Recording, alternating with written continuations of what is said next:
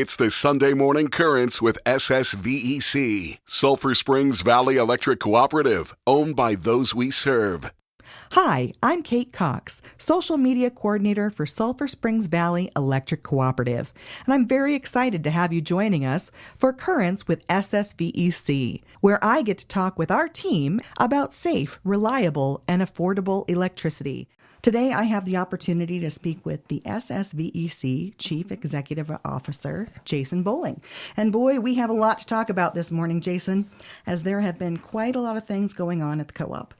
As our listeners may be aware through a variety of communications like postcards, letters, ssvec.org, and a dedicated website, SSVEC has filed with the Arizona Corporation Commission for a rate adjustment this year. Can you tell us what are some reasons that prompted the filing? In a word, inflation. It's been since 2016 that we last had our last rate increase. And so obviously prices for everything has gone up. We've seen things like poles, wires, transformers, and the equipment that our line workers use increase 2 to 3 times what they were when we last filed. So this is definitely not something we want to do. By all means, that's always the last resort. And that's reflected in the fact that SSVEC has taken 10 years since we've last done one of these. Meanwhile, investor-owned utilities like TEP and APS have gone in multiple times to increase their rates in that same span of time. Pretty proud of the fact that the team at SSVEC has managed to continually innovate and find ways to control costs, but there comes a breaking point, and that's really where we find ourselves. And this rate adjustment will allow SSVEC to maintain reliable service, invest in infrastructure improvements, and ensure the cooperative's financial health. Focuses that have had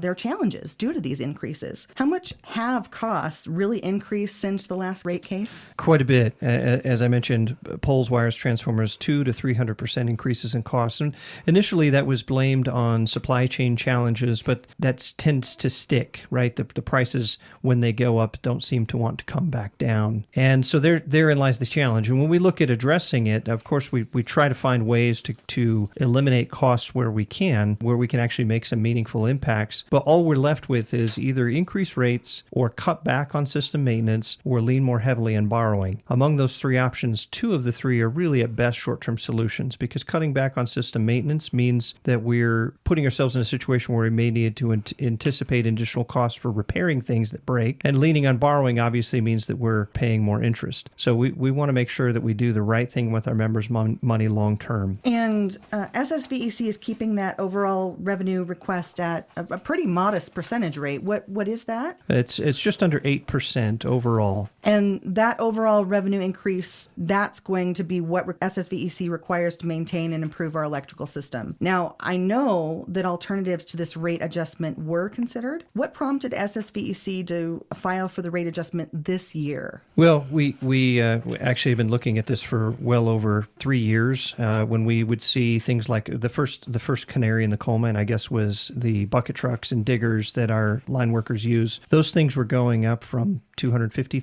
$300,000 for a piece of equipment to well over $400,000 or $500,000. And oftentimes we would find that we would put in a request for one of those pieces of equipment with no guarantee on the final price of what it would be. We just know we would need it because maintenance on the old stuff eventually gets to a point where it's more expensive than buying new. And so when we'd request from one of our suppliers one of these critical pieces of equipment, they'd say back to us, okay, well, we'll be back to you in a few years. You're on the list, and we can't promise yet what the price will be, but you're on the list. And that's an unusual way of doing business, right? That's not the way you typically do things. You pay a price for a commitment of a thing and you get the thing. Well, in this case, we just got to get in line to eventually find out what the price would be for the thing that we desperately need in order to do the job we're doing. Now, within that, I think there's a really great success story to tell, too. It's emblematic of the kind of things that our people do. Our garage team didn't just sort of take that as gospel. They went out and shopped in really creative ways, finding new suppliers, looking at the resale market, trying to find equipment for a better price, and managed to save hundreds of thousands of dollars of member money on getting prices that are better than what we were originally told. So it's just one example of the types of things that our people do to try to control costs. And as you mentioned, we have done so many things to try to avoid the rate increase through those cost controls. In fact, the cooperative saved $1 million applying strategic cost-cutting measures in 2024. And one of the things that did include was the investigation of better, more efficient pricing for equipment. What are some of the other things that $1 million came from? A bunch of things. Some big, some little. Bring the decision to bring our legal counsel in-house. I mean, we're a heavily regulated industry. Even this rate case is going to require legal fees. And by the way, this is a reason that we don't want to go in for rate increases frequently is it incurs costs. It costs money to ask for more money. And we've got to hire consultants, accountants, auditors, attorneys, all kind of get into the work of building that. Well, we decided almost 2 years ago to bring our legal counsel in-house, and that's been a wonderful decision. That's actually borne out as a great cost saving for our membership, but also small things like the annual reports that we send out to our membership. We used to spend tens of thousands of dollars every year printing those things. And it's a thing we have to do, but our marketing communications team got creative and decided that they could send postcards with QR codes or web links and actually include more information for our membership so they could learn more about what we're doing on an annual basis and save money. And being on that marketing communications department team, I know that was something that we were really proud of doing for our membership, and I think it went over really well. Another way that SSVEC works to control costs is through stabilizing the fuel bank. Before we really get into that, can you describe for our members what is a fuel bank and how is this different from like a rate adjustment? This may take a little bit of time, but the way I've been thinking about this lately is something not a lot of members realize is that there are really three parts to the delivery of electricity. There's generation, there's transmission, and there's distribution. And SSVEC is a distribution-only cooperative. Now, that being said, we do have power supply contracts that do some generation, like the 2 solar facilities that we have contracts with, and of course, our relationship with APCO. But our primary role is delivery.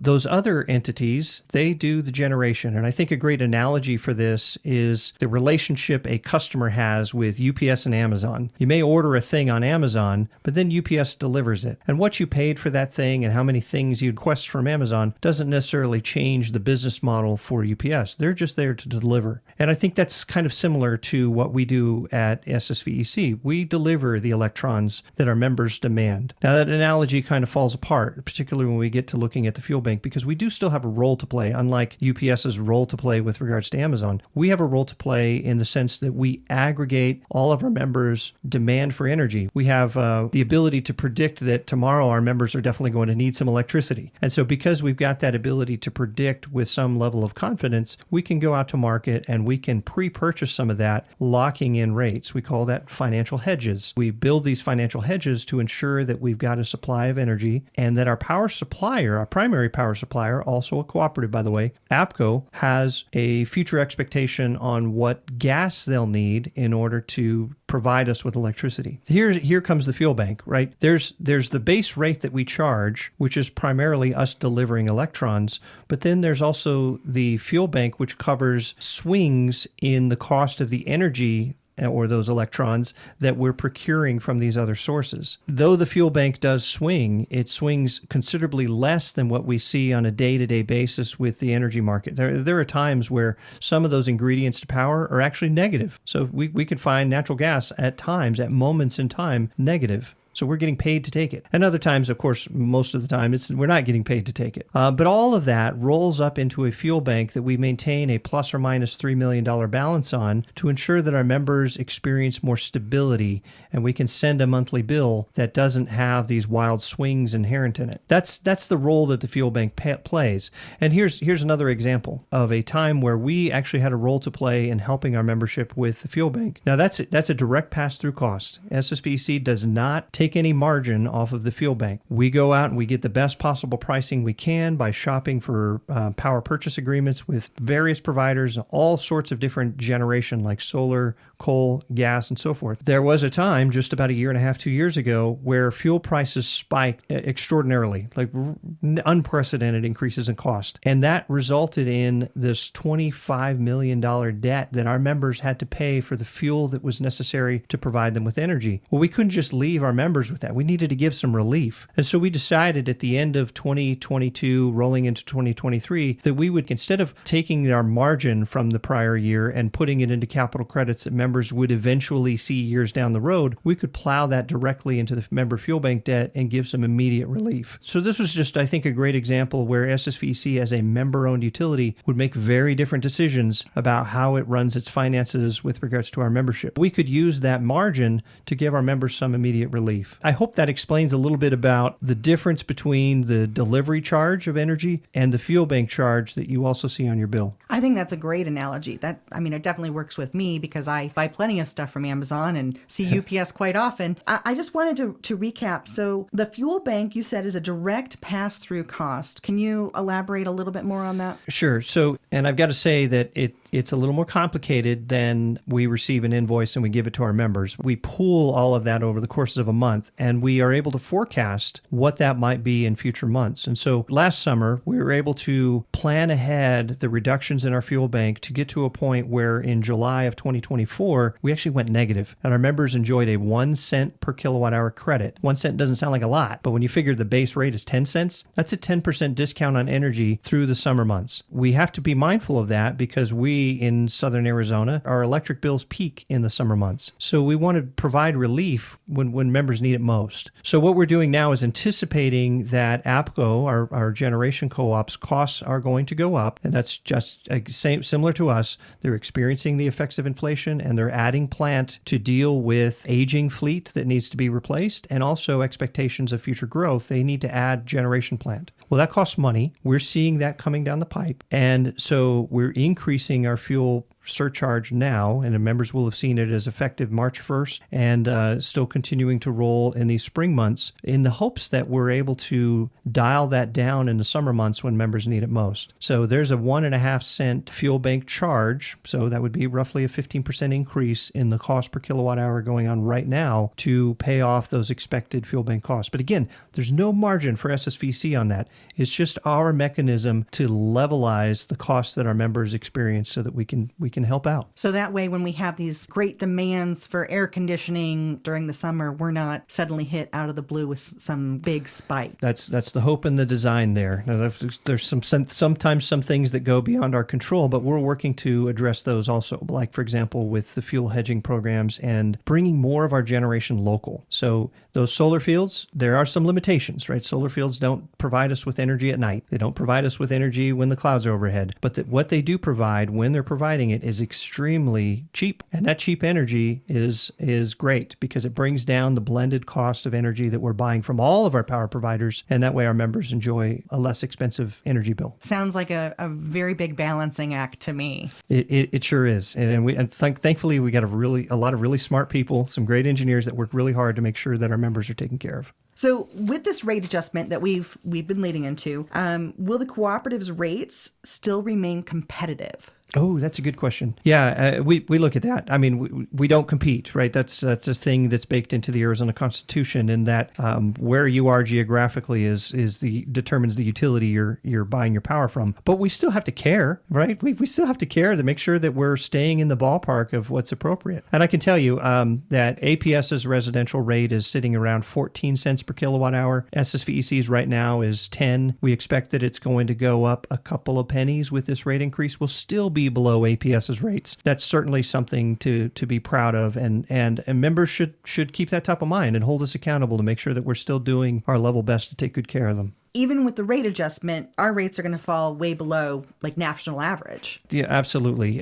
So looking at it historically, we've increased our rates at an annualized rate of less than 1% per year. Across the country, electric utility prices have increased at greater than 3%. And I think that speaks to maybe I'm a little biased, but the superiority of a co-op. We don't have to please shareholders with great profits. We give all our profits back to our members. That needing to entice shareholders to invest in us is just not part of the equation. So instead, we can operate at cost. And the effect of that is lower cost electricity. Love it. And that's ultimately what our members are looking for, is the best value, right? Absolutely. And we're looking to always provide safe, reliable, and affordable electricity. We never want to take for granted the fact that we serve rural communities that really need the support. And I'm very biased for rural communities too. And so I love that the cooperative business model is able to provide that service at better than a competitive price than what investor-owned utilities are able to provide. So you're a member, I'm a member, That's all right. of us at SSVEC, we're members, we pay for our electricity. Sure. If I'm looking at my average bill, how much of an increase will the rate adjustment mean? Somewhere around $10 to $12 per month. Of course, it's going to depend on how much you use. And we try to help on that front too. Members have some control over their energy bill destiny, and we try to help with that by providing free home energy audits. So if members would like some help and tips and tricks on how do they reduce their electricity bill, we're there to help. And actually, since you bring that up, if you are interested in a free member energy audit for your business or your home, you can simply email energyaudit@ssvec.com. How can members learn more about the SSVEC rate case? So we actually set up a website for this, and we the marketing communications team, again, they've developed a website specifically dedicated to frequently asked questions about this rate increase. And that can be found just by going to our main website, ssvec.org, and clicking on the rate increase info page. That'll show you a whole bunch of frequently asked questions. You can actually see the filing. If you'd like to get involved in the process, it explains how you can do that. There's even a short little video from yours truly here that explains some of the high points. I know that they can also go to Arizona Corporation Commission website. Sure. And then for transparency, our audited financial statements and tax returns are also available on our own website, ssvec.org. That's absolutely right. Jason, thank you so much for sharing this valuable information. I hope that you all will go to, if you are taking notes, it's ssvec-rateinfo.org. So Jason, before you go, another item I wanted to ask you about involves wildfire mitigation. And last month we had the opportunity to discuss some aspects of the wildfire mitigation plan with Vice President of Operations Nathan Hodges and Maintenance Manager Buster Foster. They did a great job on the show with me. We also discussed drone inspections, which is one of the new programs SSVEC introduced last year. We're always finding ways to introduce technology to make things better for our members. What can you tell me about the progress of that portion of the SSVEC wildlife mitigation efforts? Yeah, the wildfire mitigation efforts are really a comprehensive set of initiatives at reducing the chances of us ever starting a wildfire. And this has got to be top of mind for Americans across the country with the wildfires that happened in California, in Hawaii, in Texas. It's a real problem. And looking at how a lot of our electrical infrastructure across America was built, in some cases over 100 years ago, maintenance on that infrastructure is so critically important and also a huge undertaking. It's easy to say, hard to do when you're talking about miles and miles and miles of line,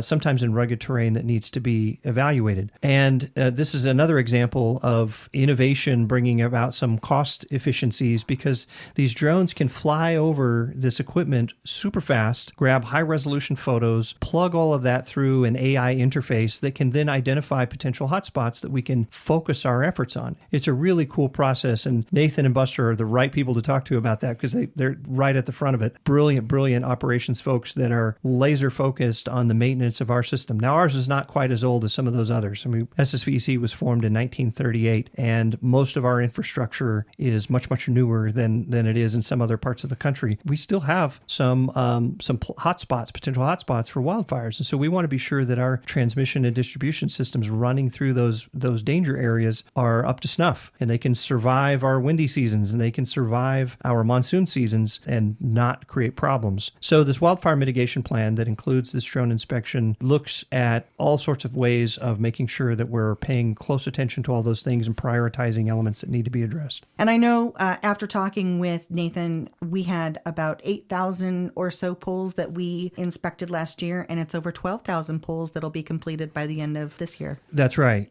And they're doing a wonderful job. And I also love to brag about our operations team. They are incredibly hardworking people that are making sure that our members are well taken care of on the system front. Working at SSVEC, I found that we have some really talented individuals, some really talented teams. So I like that you brag on everybody. It's okay. It's easy to do. If you have any questions about the drone inspection program, you can email droneinspection@ssvec.com. Today, we've been visiting with CEO Jason Bowling. Jason, I have loved having you in today. So excited to learn all about what SSVEC is really doing to make a difference for our members. Thank you so much for being here today. This has been fun. Thank you, Kate.